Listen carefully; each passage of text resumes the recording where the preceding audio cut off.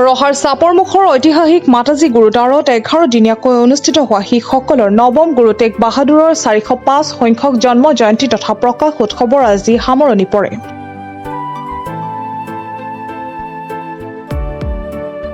যোৱা 8 এপ্ৰিলৰ পৰা অনুষ্ঠিত হৈ থকা এই প্ৰকাশ উৎসৱৰ প্ৰত্যেক দিনাই গুৰু গ্ৰন্থ চাহিব পাঠ ধৰ্মালোচনী সভা আদি অনুষ্ঠিত হয়।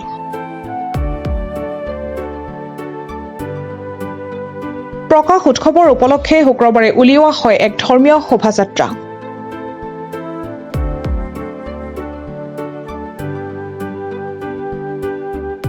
গুৰু গ্ৰন্থ চাহিবক লৈ কৰা এই ধৰ্মীয় শোভাযাত্ৰাই চাপৰমুখ আৰু ৰহা অঞ্চল পৰিভ্ৰমণ কৰি ৰাইজৰ দৃষ্টি আকৰ্ষণ কৰে।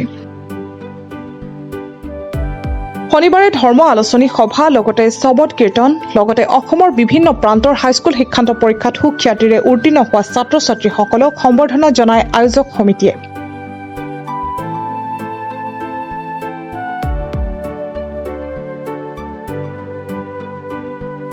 অসমৰ বিভিন্ন প্ৰান্তৰ শিখ সম্প্ৰদায়ৰ লোকসকলৰ উপস্থিতিয়ে 11 দিনীয়াকৈ আয়োজন কৰা শ্ৰী গুৰু টেগ বাহাদুৰ চাহিবজীৰ 405তম জন্মোৎসৱ সফল সমাপ্তি ঘটাত সকলোকে ধন্যবাদ জনায় আয়োজক সমিতিয়ে।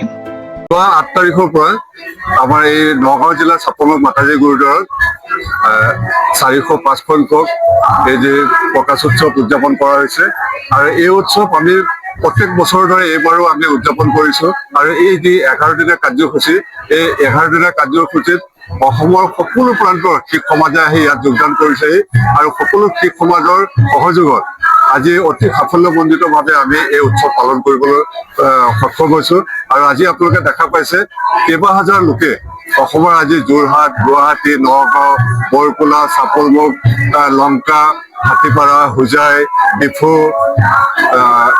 গোলাঘাট, তেজপুৰ, ডিমাপুৰ আদি বিভিন্ন ডিগবৈ আদি বিভিন্ন স্থানৰ সমগ্ৰ স্থানৰ পৰা ইয়াত শিখ সমাজ আহি জড়িত হৈছে আৰু সকলোৰে এই গুৰুদ্বাৰৰ প্ৰতি ভক্তিভাৱ আছে কিয়নো আপোনালোকে জানে এই গুৰুদ্বাৰটোৰ লগত অসমীয়া শিখসকলৰ ঐতিহ্য জড়িত হৈ আছে কিয়নো 1820 চনতে স্থাপিত হৈছিলে এই গুৰুদ্বাৰটো।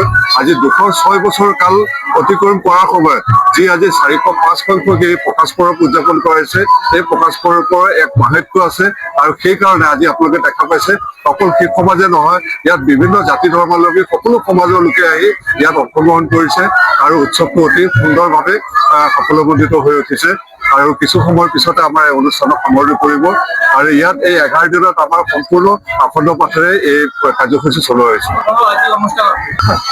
এতিয়ালৈকে আমি 50 জন ছাত্ৰ ছাত্ৰীক বিলাইছো আৰু তেনেকে আমি আৰু কিছু ল'ৰা ছোৱালী আমাৰ হঠাতে যিহেতু এই কাৰ্যসূচী লোৱা হৈছে সেইকাৰণে আৰু ল'ৰা ছোৱালী আমি খবৰ পাই আছো তেওঁলোকক আমি পৰ্যায়ক্ৰমে তেনেকে সম্বৰ্ধনা জনোৱা হয়। অল আছাম ভিত্তিত হয়।